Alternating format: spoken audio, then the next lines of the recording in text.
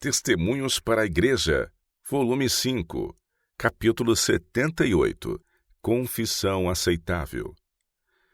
O que encobre as suas transgressões nunca prosperará, mas o que as confessa e deixa alcançará misericórdia. Provérbios capítulo 28, verso 13. As condições para se obter misericórdia de Deus são simples, justas e razoáveis. O Senhor não requer de nós que façamos coisas penosas de forma a podermos conseguir perdão do pecado. Não necessitamos fazer longas e penosas peregrinações ou realizar dolorosas penitências para encomendar nossa alma ao Deus do céu ou para expiar nossas transgressões. Mas aquele que as confessa e deixa alcançará misericórdia. Provérbios 28, 13.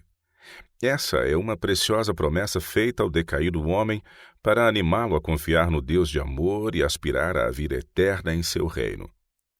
Lemos que Daniel, o profeta de Deus, era um homem muito amado do céu.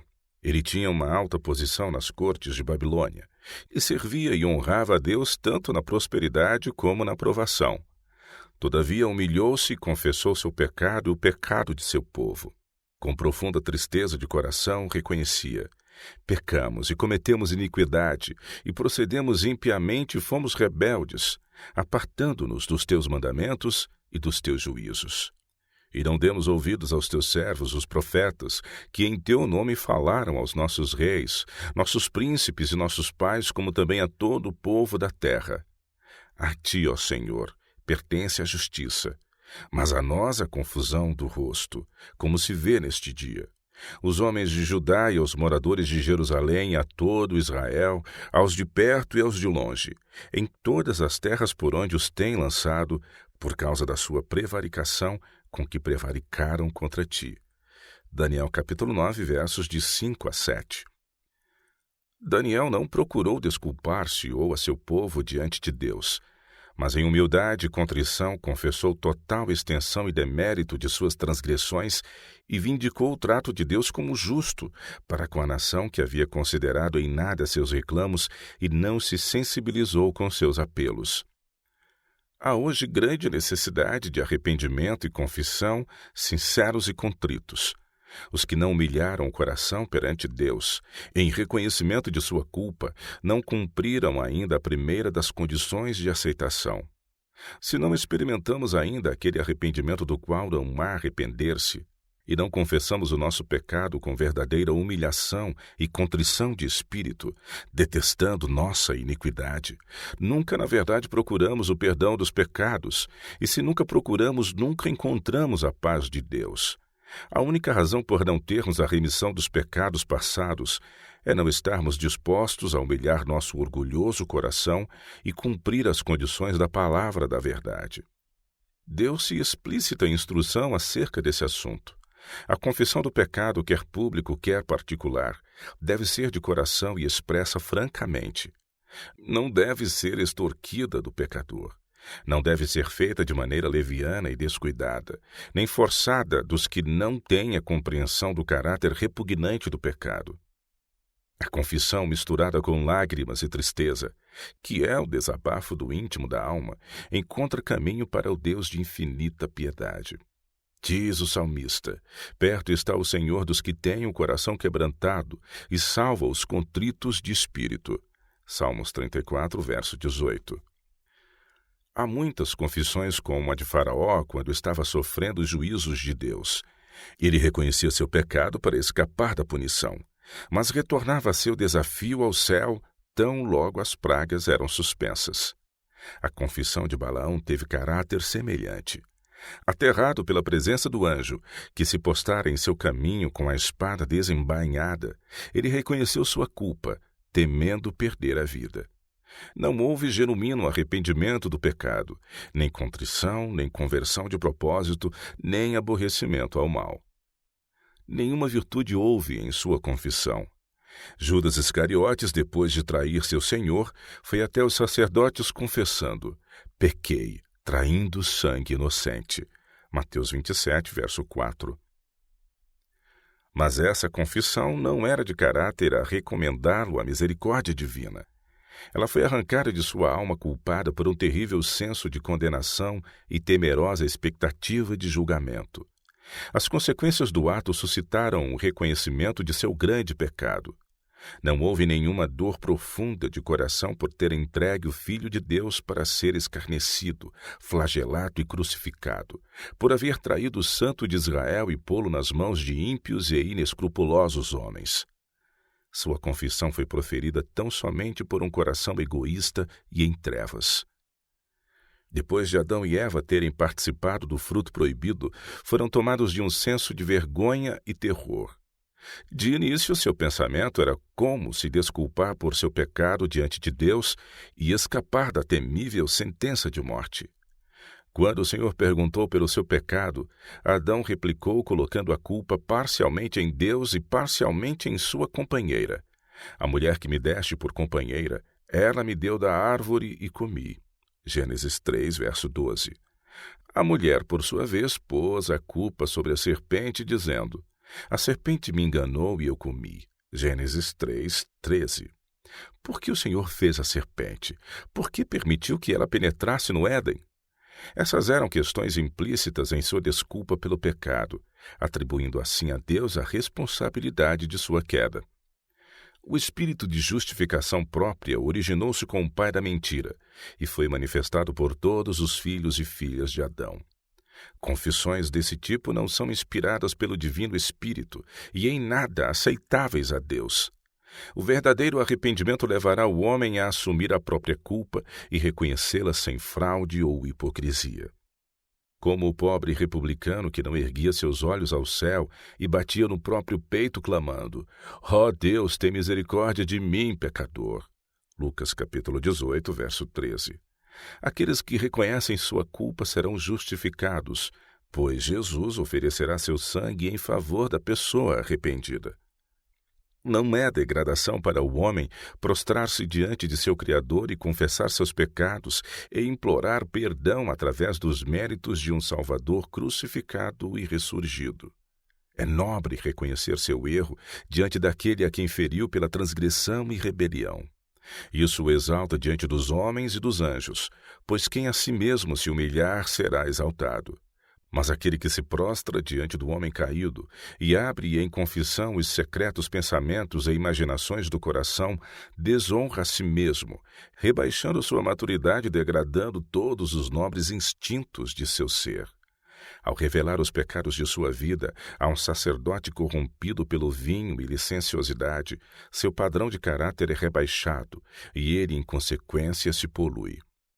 Em seu pensamento, Deus é rebaixado ao nível da pecaminosa humanidade, pois o sacerdote se posta como representante de Deus. É essa degradante confissão do homem para o caído homem que é responsável por muito do crescente mal que está corrompendo o mundo e adaptando-o para a destruição final. Diz o apóstolo: confessai as vossas culpas uns aos outros e orai uns pelos outros, para que sareis. Tiago capítulo 5, verso 16. Esse texto bíblico tem sido interpretado de maneira a apoiar a prática de procurar o sacerdote para a absolvição. Mas não é essa a aplicação. Confesse seus pecados a Deus, o único que pode perdoá-los, e suas faltas uns aos outros. Se você ofendeu a um amigo ou vizinho, deve reconhecer o erro e é dever dele perdoá-lo voluntariamente. Então você deve buscar o perdão de Deus, porque o irmão a quem feriu é propriedade dele, e ao prejudicá-lo você pecou contra seu Criador e Redentor. A questão absolutamente não é para ser levada ao sacerdote, mas antes ao único e legítimo mediador, nosso grande sumo sacerdote, que como nós em tudo foi tentado, mas sem pecado. Hebreus capítulo 4, verso 15, que se compadece de nossas fraquezas e é capaz de purificar-nos de toda mancha de iniquidade. Quando Davi pecou contra Urias e sua esposa, ele suplicou perdão a Deus. Ele diz: contra ti somente pequei, e fiz o que a teus olhos é mal. Salmos 51, verso 4. Toda injustiça cometida contra outros atinge a Deus. Davi buscava o perdão não do sacerdote, mas do Criador do homem. Ele orava: tem misericórdia de mim, ó Deus, segundo a tua benignidade. Apaga as minhas transgressões segundo a multidão das tuas misericórdias. Salmo 51, verso 1. A verdadeira confissão é sempre de caráter peculiar e reconhece pecados específicos. Eles podem ser de natureza que devam ser levados a Deus unicamente. Podem ser erros que precisem ser confessados a indivíduos que sofreram insultos por causa deles. Ou ser de natureza geral, que tenham de se tornar conhecidos da congregação. Mas toda confissão deve ser definida e ao ponto, reconhecendo os pecados de que você é culpado. Quando Israel estava sendo oprimido pelos amonitas, o povo escolhido fez uma súplica diante de Deus que ilustra o definir o caráter da verdadeira confissão. Então os filhos de Israel clamaram ao Senhor, dizendo: contra ti havemos pecado, porque deixamos nosso Deus e servimos aos Baalins. Porém o Senhor disse aos filhos de Israel: porventura dos egípcios e dos amorreus e dos filhos de Amon e dos filisteus e dos sidônios e dos amalequitas e dos maonitas que vos oprimiam quando a mim clamastes, não vos livrei eu então da sua mão? Contudo vós me deixastes a mim e servistes a outros deuses, pelo que não vos livrarei mais. Andai e clamai aos deuses que escolhestes, que vos livrem eles do tempo do vosso aperto. Mas os filhos de Israel disseram ao Senhor: pecamos, faze-nos conforme tudo quanto te parecer bem aos teus olhos. Tão somente te rogamos que nos livres neste dia. Juízes capítulo 10, versos de 10 a 15. Então começaram a agir em harmonia com suas confissões e orações, e tiraram os deuses alheios do meio de si e serviram ao Senhor. E o imenso coração de amor do Senhor se angustiou. Então se angustiou a sua alma por causa da desgraça de Israel. Juízes capítulo 10, verso 16. A confissão não será aceita por Deus sem sincero arrependimento e reforma. É necessário que haja decidida mudança na vida. Tudo o que é ofensivo a Deus tem de ser afastado. Esse será o resultado da genuína tristeza pelo pecado. Diz Paulo falando acerca da obra de arrependimento: porque quanto cuidado não produziu isso mesmo em vós que, segundo Deus, fostes contristados? Que apologia, que indignação, que temor, que saudades, que zelo, que vingança. Em tudo mostrastes estar puros neste negócio. 2 Coríntios capítulo 7, verso 11. Nos dias de Samuel, os israelitas se desviaram de Deus. Eles estavam sofrendo as consequências do pecado, pois haviam perdido a fé no Senhor ao discernimento de seu poder e sabedoria para governar a nação. Perderam a confiança em sua capacidade de defender e vindicar sua causa. Eles se voltaram do grande governador do universo e desejaram ser governados como as nações ao seu redor. Antes de encontrarem a paz, fizeram esta específica confissão: porque a todos os nossos pecados temos acrescentado este mal, de pedirmos para nós um rei. 1 Samuel capítulo 12, 19. Sua ingratidão lhes oprimia a própria alma e os separava de Deus. Quando o pecado amortece as percepções morais, o malfeitor não discerne os defeitos de seu caráter, nem compreende a enormidade do mal que cometeu, e a menos que se renda ao convincente poder do Espírito Santo, permanecerá em cegueira parcial com relação a seu pecado. Suas confissões não são sinceras e fervorosas. A cada reconhecimento de culpa acrescenta uma desculpa para sua conduta, declarando que se não fosse por determinadas circunstâncias, ele não teria feito isso ou aquilo pelo qual está sendo reprovado. Mas os exemplos de genuíno arrependimento e humilhação dados na palavra de Deus revelam um espírito de confissão no qual não há desculpas para o pecado ou tentativas de justificação própria. Paulo não buscava defender-se, ele pintava seu pecado nas mais negras nuances, não tentando diminuir sua culpa. Ele diz: e havendo recebido o poder dos principais dos sacerdotes, encerrei muitos dos santos nas prisões, e quando os matavam, eu dava o meu voto contra eles. E castigando-os muitas vezes por todas as sinagogas, os obriguei a blasfemar. E enfurecido demasiadamente contra eles, até nas cidades estranhas os persegui. Atos dos Apóstolos, capítulo 26, versos 10 e 11.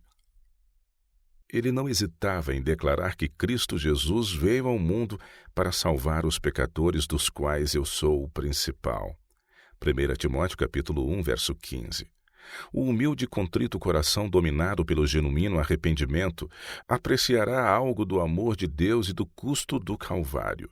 E como um filho se confessa a seu amoroso pai, assim o verdadeiro penitente trará todos os seus pecados a Deus.